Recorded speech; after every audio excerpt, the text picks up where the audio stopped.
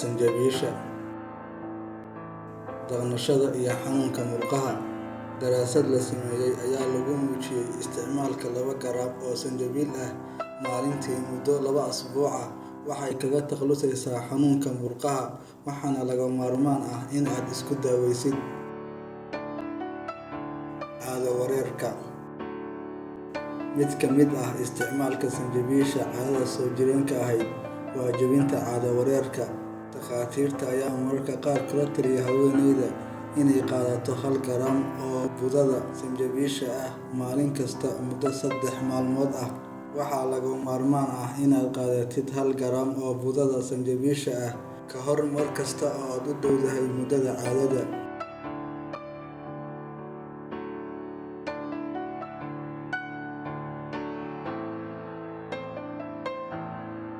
Caabuq ka hortagga. Sanjabiisha waxaa dhex qooshan maadada gingerol oo ah walax si awood badan u disha caabuqa bararka dhaliya iyo in oksijiin uu isku laalo dhammaan dheecaannada jirka ama processka la dhaho oxidation.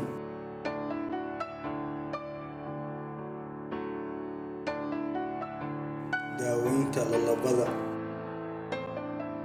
1 ilaa 1.5 garaam oo sanjabiil ah waxay dejisaa dhammaan noocyada lalabada sida lalabada uurku-jirta, lalabada timaadda cirbadaha kansarka ee chemotherapy, lalabada qalliinka kadib, iyo lalabada walaaca.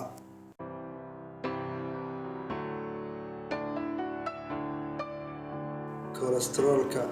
Sida ku xusan caddeymaha xogta ku saabsan sanjabiisha, marka la fiiriyo noolaha oo dhan, waxay sanjabiishu horseedaa jaridda iyo baabi'inta kolestaroolka nuuca LDL oo ah nooca ugu daran kolestaroolka iyo xeerta la dhaho triglycerides.